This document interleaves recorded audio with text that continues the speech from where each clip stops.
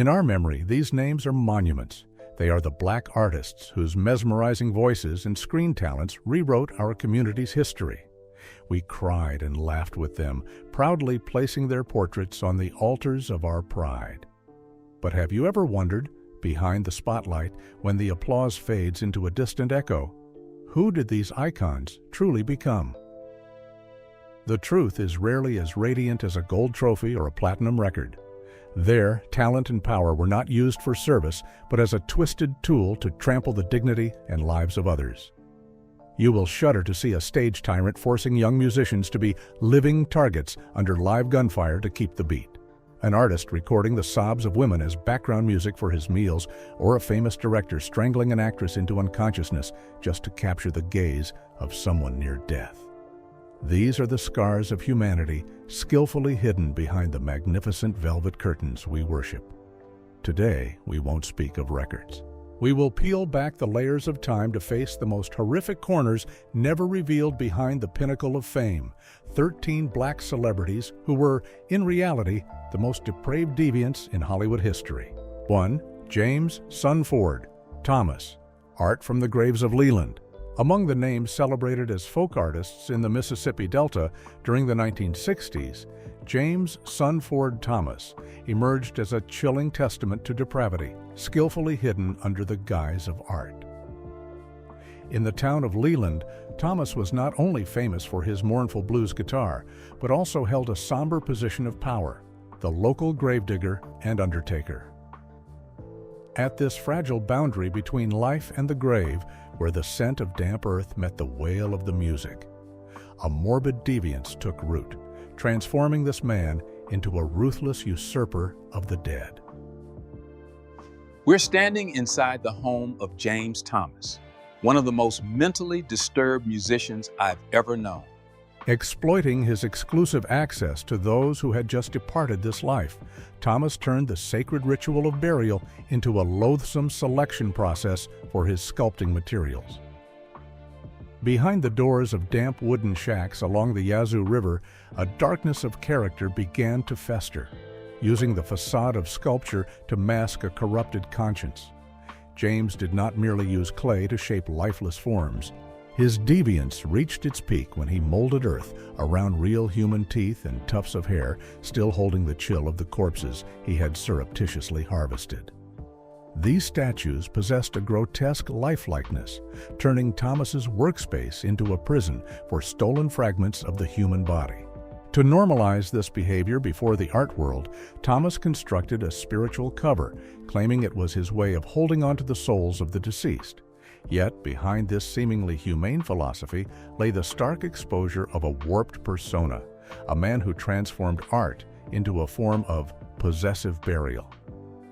Instead of letting the dead rest in peace, Thomas chose to eternalize them in cold blocks of clay to satisfy a morbid obsession with collecting flesh, establishing a supreme reign over souls that should have belonged to the deep Mississippi dust. 2. Lord Kitchener, the king of calypso and the fortress of misogyny. In the vibrant 1950s, when calypso music took London and Trinidad by storm, Aldwin Roberts, known to the world as Lord Kitchener, was the ultimate icon of charm and joy. Yet, behind the rhythmic melodies that moved millions, his private life stood as a grim indictment of a man obsessed with control and a gender-driven deviance that bordered on the pathological. Kitchener's depravity came to light through the brutal regime he imposed on the women in his life. Exploiting his status as a musical monarch, he transformed his family home into a prison without bars, where his wife was stripped of all personal freedom. She lived in total isolation within 4 walls, where her most basic needs, from the clothes she wore to the food she ate, were subject to his rigid censorship. To Kitchener, a woman was not a partner, but a liability, the source of all misfortune in the world. This blind prejudice drove him toward heavy psychological coercion, turning his marriage into a long sequence of humiliation and forced submission. The peak of this deviance was revealed through the bizarre cleansing rituals Kitchener performed within his own home. Every time a woman left the house, he would spiral into a spiritual panic and begin macabre ceremonies to purify the air of their presence. He believed the female sex defiled his artistic space and that only extreme acts of purging could restore its sanctity. The true darkness of Kitchener lay in using his international stardom to mask a soul consumed by extreme misogyny, transforming the lives of the women around him into a tragedy of captivity and the desecration of human dignity. 3. Madame Sul-Te-Wan, curses within the fortress of hatred. Among those who wielded fame to conceal a rotting persona, Madame Sul-Te-Wan stood as a reigning phantom in early 20th century Hollywood. As a pioneering actress, she weaponized her prestige to forge a kingdom of fear, fueled by a bitter grudge against a world she believed had betrayed her. Her sickness grew from a feverish obsession, clinging to her fading youth at any price. She drifted into a perverse existence, turning high-profile film sets into altars for her sinister plots. In the shadowed corners behind the flickering lights of the movie capital, this veteran artist's presence was always trailed by terrified whispers. Rather than honing her craft, the biracial actress devoted her mind to warped spiritual rituals, a twisted fantasy of maintaining eternal beauty. Her sickness manifested in the dark as she surreptitiously scattered strange black powders across the sound stages. She secretly planted dolls pierced with needles directly beneath where her colleagues stood, designed to drain the vitality and luck of younger actors. Yet the true face of this deviant was only unmasked within her private estate, a residence not for comfort, but one choked with the stench of death from dried animal parts and sacrificial effigies. According to accounts from crew members on the set of The Birth of a Nation, one witness recounted in horror the sight of her muttering curses while sewing the real hair of a young rival into the abdomen of a wax doll. Even in a rare interview, this dark star casually admitted to the press that she needed to borrow energy from newcomers to keep her skin from withering. That public admission was a harrowing exposure of a warped soul, a silent-era star who turned her loneliness into a fortress of spiritual hatred used to stifle and curse the life surrounding her. 4. Jelly Roll Morton, the Jazz Master, and the Devil's Pact. In the alcohol-soaked and lust-filled alleys of New Orleans' Storyville at the turn of the 20th century, Jelly Roll Morton carved his name into history as one of the greatest architects of jazz. Yet, behind his genius piano riffs and diamond-studded grin, this illustrious artist nurtured a narcissistic persona, a toxic rot that eroded his conscience and twisted every moral standard. His legendary career was built not just on melodies, but on a dark past as a pimp, profiting from the bodies of women in brothels. To Morton, people and art were merely soulless pawns on a financial chessboard, serving the insatiable thirst for power of a man who saw himself as the center of the universe. Consumed by the paranoid belief that his godmother had traded his soul in a pact with the devil, Morton did more than just accept the darkness. He weaponized it to enslave those around him. Instead of conducting with musical theory, he turned rehearsals into haunting ritualistic ceremonies. His depravity manifested in the shadows as he surreptitiously scattered powdered human bone under the musicians' chairs or hid mojo bags stuffed with hair and fingernails stolen from his own colleagues inside their instruments. For Morton, voodoo was not a faith but a psychological shackle used to coerce absolute submission. He frequently used threats of bodily rot or sudden death to extinguish any spark of resistance from his musicians. This sickness transformed a creative environment into a cult of fear, where he established supreme rule over the fates of his subordinates through the most sinister means. The horrific truth of this spiritual tyranny was hauntingly confirmed by Bud Scott, a guitarist in Morton's 1923 band, who witnessed these morbid rituals firsthand, who recounted his chilling eyewitness testimony of the artist's morbid rituals. There were nights when the stage lights were extinguished that he would force us to stand in a circle around a pile of ashen bone dust, whispering incantations in a tongue that was not of this world. He would lean in close to my face, his breath reeking of candle wax and the chill of a tomb, and hiss with a voice that sounded like the screeching of hell. She is always standing behind you, waiting for you to miss a single beat so she can snatch your soul and drag it down into the crypt. So play well if you still want to see the sun tomorrow. 5. King Pleasure, the connoisseur of sobs at the dinner table. In the labyrinth of haunting jazz melodies, King Pleasure, born Clarence Beeks, emerged as a master of the vocalese style, possessing a voice of dark enchantment. Yet, behind this seductive artistic facade lurked a psychological monster who required no guns or daggers to enslave his fellow humans.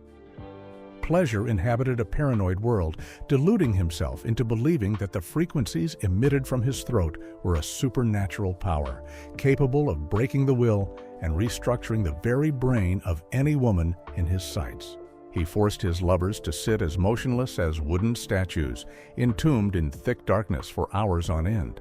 In that deathly silence, Pleasure began to pour wordless, mumbling melodies into their ears, repeating them like a sinister incantation.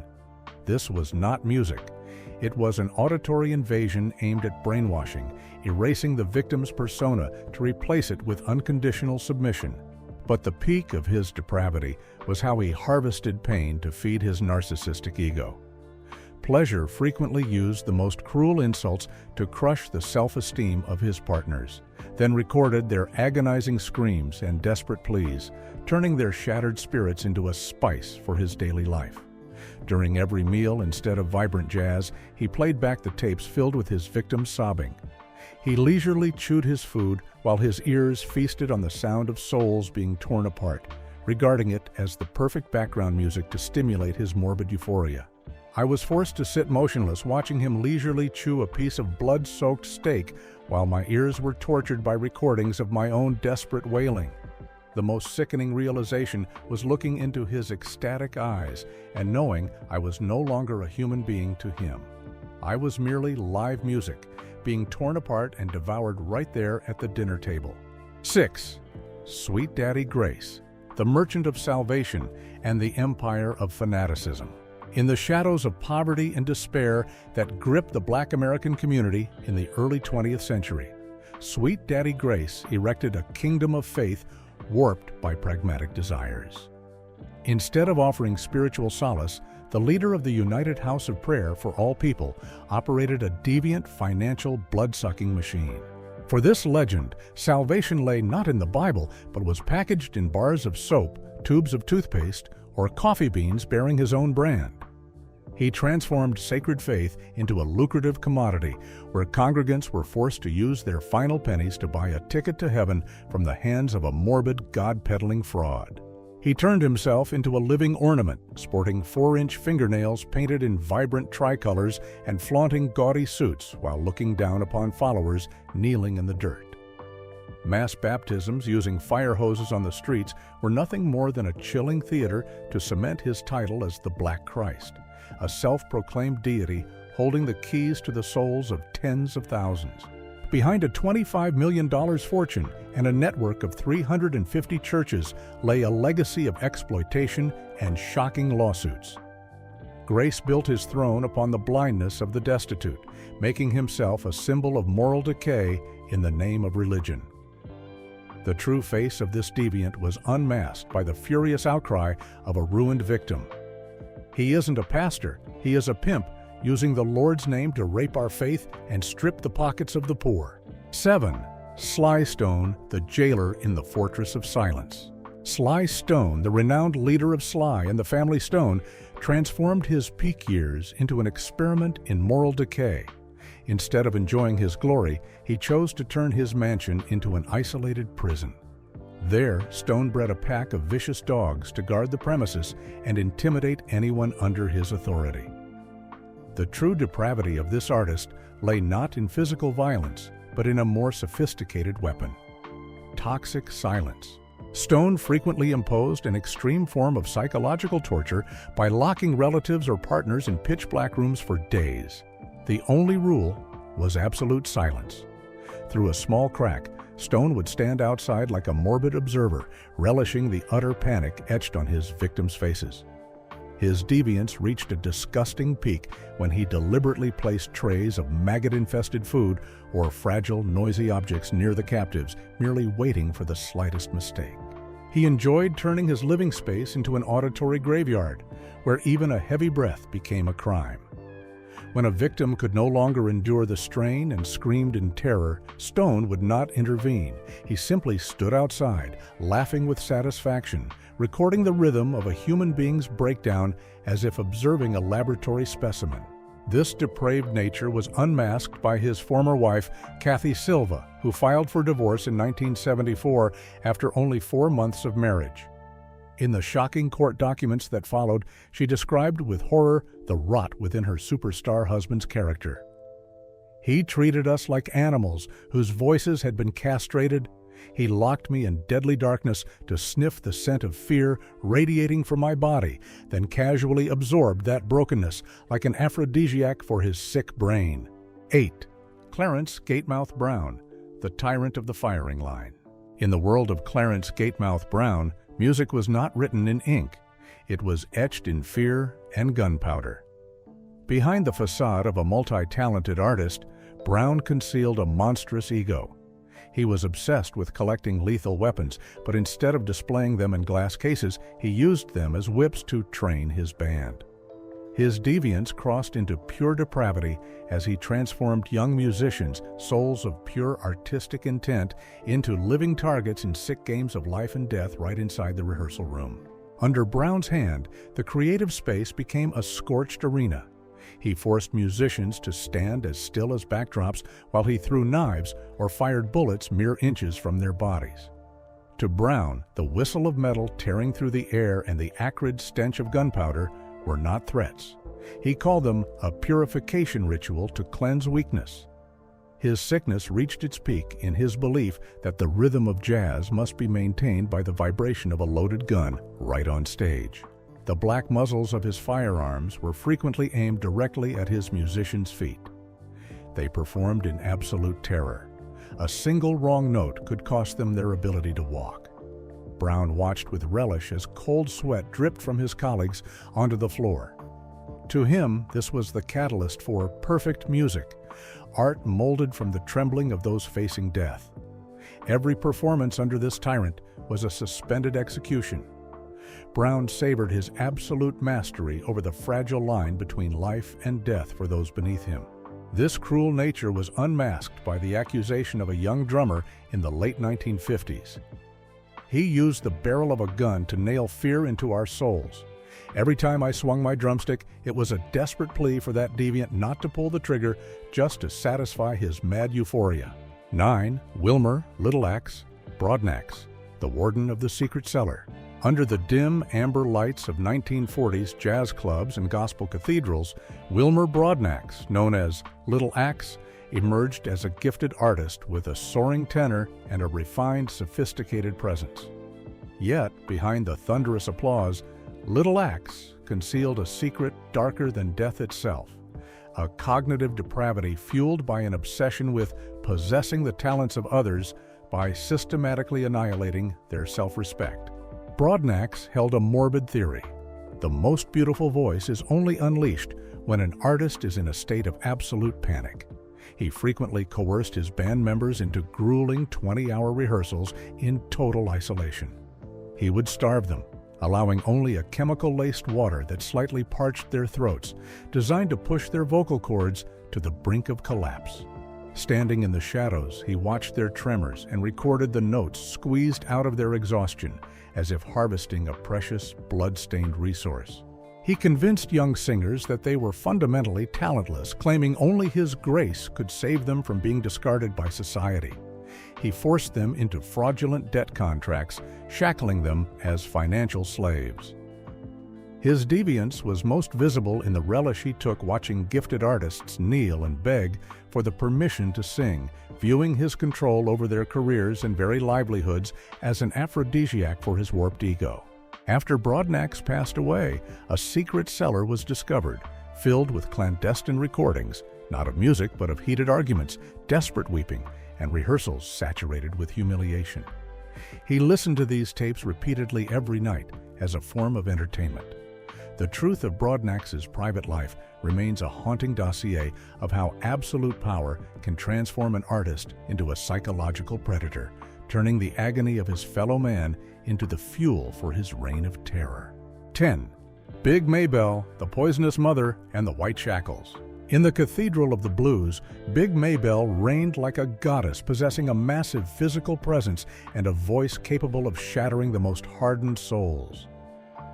Yet, behind that brilliant radiance lay an empire built on brutality and drug-fueled delirium. Maybelle did not merely sing of pain, she actively sowed it. She hunted young musicians, budding talents with innocent souls, and used a facade of false sweetness to lure them onto the dark path of heroin. Beneath her motherly facade, Maybelle forged a system of slavery through narcotics disguised as family bonds. Instead of mentoring her protégés, she turned them into ghostly slaves, shambling shells who could never leave the band because the addiction had strangled their will. Maybelle relished sitting upon her high armchair, looking down at brilliant artists crawling at her feet, trembling as they begged for a dose just to survive another day. She deluded herself into being a mother who held the power of life and death, dispensing existence through a hypodermic needle in exchange for absolute submission.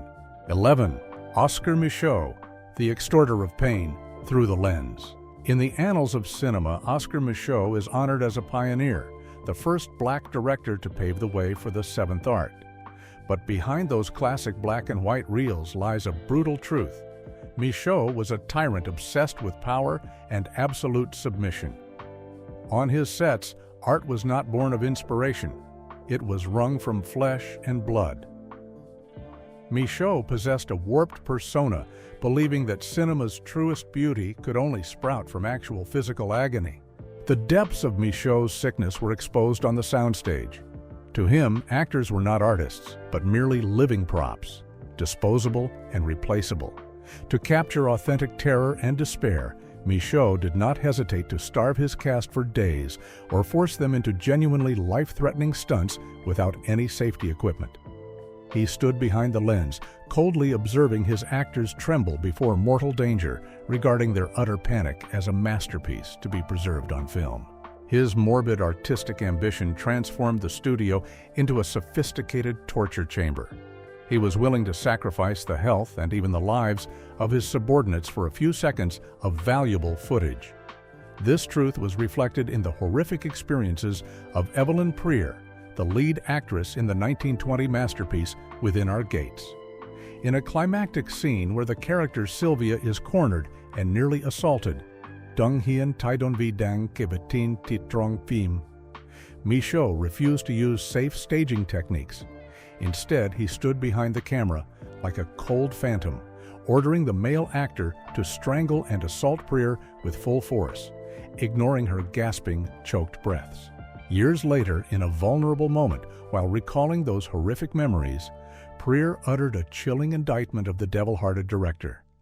He stood there like a demon relishing a sacrifice. He ordered that man to choke me until my eyes glazed over from lack of oxygen. He wanted to drain the gaze of someone facing death, to offer it as a living sacrifice for his twisted work, all to satisfy his sick euphoria. 12. Herschel Walker, the dancer on the razor's edge of death.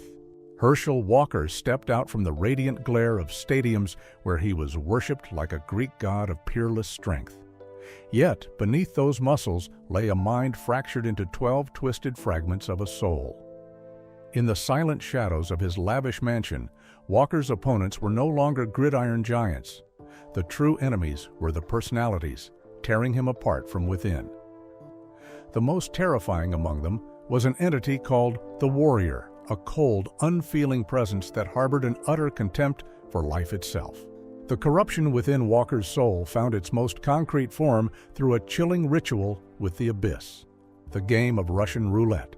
Amidst a bone-chilling solitude, Walker did not seek peace. Instead, he craved the icy touch of steel against his flesh.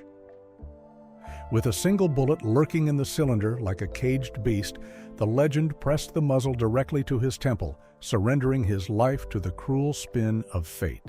Each dry click was not a release. It was a dark hymn that fed his morbid warrior persona, deluding him into a hollow fantasy of his own immortality. Walker was not merely playing with firearms, he was reaching a state of psychic climax by caressing the scythe of the Reaper. This euphoria transformed every private moment into a bloody gamble where life itself became a sacrifice to madness. This deviance turned a national hero into a specter of domestic terror. His most wretched victim was his former wife, Cindy Grossman, who tremblingly recounted before the law the long nights spent in that living hell. In a fit of rage for which Walker casually claimed to have no memory, he pressed a cold muzzle to her temple, vowing to blow her brains out. Grossman's testimony shattered the facade of the idolized superstar, exposing the deviant beneath. He pressed that barrel against my skull, reveling in my terror like a connoisseur of agony sipping a vintage poison. He is a cage for 12 demons, and every one of them is starved for ruin. 13. Talib Rasul Hakeim, the psychic manipulator of dark frequencies. In the prestigious concert halls of 1960s America, Talib Rasul Hakeim was revered as a brilliant composer of intricate avant-garde structures. Yet, beneath that elite intellectual veneer, lurked a depraved predator quietly enslaving the human mind. Instead of using music to liberate, Hakeim forged it into an invisible shackle. He was consumed by a god complex, a driving ambition to exert absolute control over human perception through what he chillingly termed dark frequencies. Inside isolated rehearsal rooms in New York, he frequently forced his young students into pitch-black spaces, devoid of even a sliver of light. There, victims were compelled to listen to eerie, repetitive musical passages with nerve-shattering frequencies for hours on end. This was no ordinary artistic pedagogy. It was a morbid process of psychological fracturing designed to shatter the old identity of the youth. Hakeim believed that a relentless auditory assault in total darkness would strip individuals of their sanity and their will to resist. Many former students have recounted in horror the sensation of being brainwashed, eventually coming to view him as a sovereign lord over their souls. Talib Rasul Hakeim's profound deviance turned the academic environment into a factory for submissive puppets. He took a sick pleasure in mastering the will of vulnerable young talents through sonic hypnosis. The revolting truth finally leaked from a confidential disciplinary record where a trembling victim screamed in their testimony, "He used sound to violate the very depths of our brains, molding our personas into nothing more than obedient pieces of rotting flesh." We have traveled together through a haunting journey where the line between the radiance of artistic genius and the abyss of depravity was as thin as a violin string. 13 warped souls, 13 somber lessons on the price of fame and the rot of the spirit at the lonely heights of power. If these stories moved you, share your thoughts in the comments below. Subscribe and hit the bell to join us as we unearth the shadows and untold truths of the next immortal Black legends.